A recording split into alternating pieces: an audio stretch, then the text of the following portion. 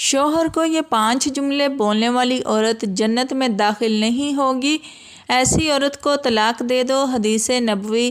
بسم اللہ الرحمن الرحیم۔ عذاب قبر قرآن کریم اور احادیث سے ثابت ہے۔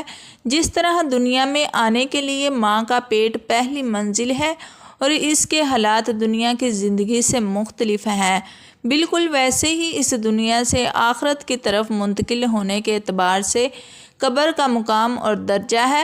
قبر آخرت کی منزلوں میں سے سب سے پہلی منزل ہے اور اس کے حالات کو ہم دنیا کی زندگی پر موازنہ یا قیاس نہیں کر سکتے۔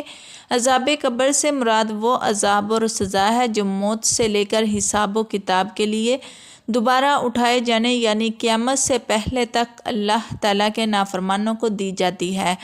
نبی کریم صلی اللہ علیہ وسلم نماز کے تشہد میں اور اپنی دیگر دعاؤں میں عذاب قبر اور قبر و حشر کے فتنوں سے بکثرت اللہ کی پناہ مانگا کرتے تھے۔ حضرت امام خالد بنت خالد بیان کرتی ہیں کہ میں نے سنا نبی کریم صلی اللہ علیہ وسلم عذاب قبر سے پناہ طلب کر رہے تھے۔ بخاری شریف۔ حضرت عائشہ صدیقہ رضی اللہ تعالیٰ عنہ بیان کرتی ہیں کہ یہود کی بوڑھی عورتوں میں سے 2 بوڑھی عورتیں میرے پاس آئیں۔ وہ کہنے لگی کہ قبر والوں کو ان کی قبروں میں عذاب دیا جاتا ہے۔ میں نے ان کی تکذیب کی اور ان کی تصدیق کرنے کو اچھا نہیں جانا۔ وہ چلی گئیں اور نبی صلی اللہ علیہ وسلم میرے پاس تشریف لائے۔ میں نے آپ صلی اللہ علیہ وسلم سے عرض کیا اور ان 2 بوڑھی عورتوں کے آنے اور عذاب قبر کی خبر دینے کا تذکرہ کیا۔ آپ صلی اللہ علیہ وسلم نے فرمایا، ان دونوں نے سچ کہا، قبر والوں کو اتنا عذاب دیا جائے گا کہ اس کے تمام جانور سنیں گے۔ پھر میں نے دیکھا کہ آپ جب بھی نماز پڑھتے تو عذاب قبر سے پناہ طلب کرتے۔ تو ناظرین، ان احادیث سے یہ ثابت ہے کہ عذاب قبر برحق ہے، لیکن عذاب اس کو ملے گا جو اس کا مستحق ہوگا، یعنی اعمال کے حساب کتاب کے بعد عذاب کا فیصلہ کیا جائے گا۔ لیکن آج ہم بات کریں گے کہ عورتوں کی قبر پر عذاب کیوں ہوگا، ان کا سب سے بڑا گناہ جو ان کو عذاب قبر میں مبتلا کر دے گا۔ ناظرین، حضرت علی رضی اللہ تعالیٰ عنہ کی خدمت میں ایک شخص آ کے کہنے لگا، یا علی، قبر کا سب سے زیادہ ڈرا دینے والا منظر کون سا ہوگا؟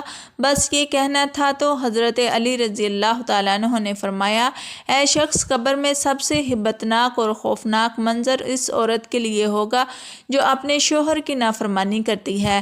یاد رکھنا، میں نے اللہ کے رسول صلی اللہ علیہ وسلم سے سنا کہ عورت کی جنت میں جانے کے لیے صرف ایک وجہ ہی کافی ہے کہ وہ اپنے مرد کی فرما بردار ہو، اپنے مرد کے عیب دنیا کے سامنے ظاہر نہ کرے، ہر کام اپنے شوہر سے پوچھ کے کرے، اپنی خوبصورتی کی فکر اس کے لیے اپنے شوہر کی توجہ کا مرکز ہو۔